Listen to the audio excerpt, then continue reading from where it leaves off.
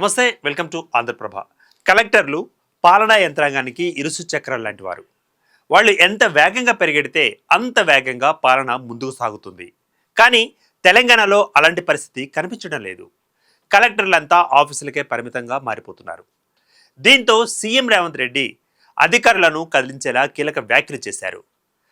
ప్రజల ఇబ్బందులను తీర్చడానికి, పాలనను పటిష్టం చేయడానికి అధికారులు రోజు ఆఫీసులలో కూర్చోవడమే కాకుండా నేరుగా జనాభాలోకి వెళ్లి నిజాన్ని చూడాలని కలెక్టర్లకు స్పష్టమైన మార్గదర్శకాలను జారీ చేశారు.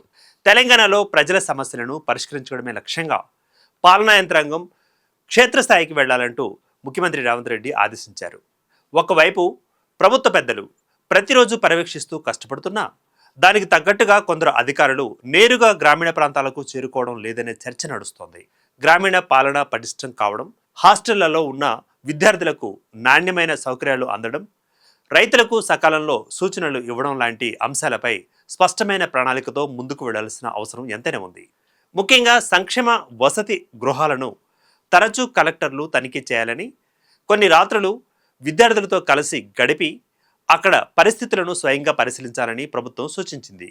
కానీ కొంతమంది అధికారులు తప్ప చాలామంది ఆ ఆదేశాలను పూర్తి స్థాయిలో పాటించడం లేదన్న అభిప్రాయాలు వ్యక్తమవుతున్నాయి. కొన్ని చోట్ల కలుషిత ఆహారం తిని విద్యార్థులు అస్వస్థతకు గురవుతున్న సమయంలో కలెక్టర్లు త్వరితగతిన స్పందించి క్షేత్రస్థాయికి వెళ్లి సమస్యలను పరిష్కరించాలని ప్రజలు కోరుతున్నారు.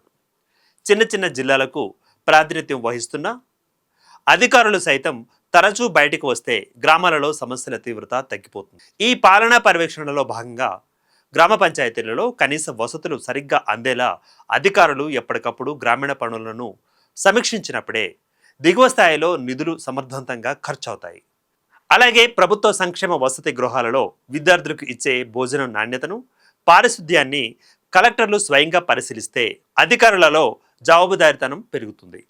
ఇంకా ఎల్నినో వంటి పరిస్థితుల వలన లేదా వర్షాభావం వలన నష్టపోతున్న రైతులకు ఏ పంటలు వేయాలో సరైన సూచనలు, సలహాలు ఇవ్వడానికి అధికారులు నిరంతరం అందుబాటులో ఉండడంతో పాటు విద్యా వైద్య రంగాలకు ప్రభుత్వం కేటాయించే నిధులు క్షేత్రస్థాయిలో ప్రజలకు వేగంగా అందేలా చూడాల్సిన బాధ్యత వారిపైనే ఉంది. అటు ఆంధ్రప్రదేశ్లో కూడా ఎప్పటికప్పుడు రియల్ టైం గవర్నెన్స్ విధానాల ద్వారా పాలనా యంత్రాంగాన్ని పర్యవేక్షించడం జరుగుతోంది. అధికారులకు తగిన స్వేచ్ఛ ఇచ్చినప్పటికీ వారు ఆఫీసులకే పరిమితం కాకుండా నిరంతరం ప్రజలలో ఉండేలా చేయడం ఏ పాలనకైనా అత్యంత ప్రధానం. ప్రజాప్రతినిధుల ఆలోచనలకు అనుగుణంగా అధికారులు సైతం అంతే వేగంగా నిర్ణయాలు తీసుకొని గ్రామస్థాయి వరకు తరచూ పర్యటనలు చేసినప్పుడే సంక్షేమ పథకాలు, అభివృద్ధి ఫలాలు సమాజంలోని చివరి వ్యక్తికి అందుతాయి. మరి సీఎం రేవంత్ రెడ్డి ఆదేశాల తర్వాత ఆయన పాలనా యంత్రాంగం కదులుతుందా అన్నది తెలియాల్సి ఉంది.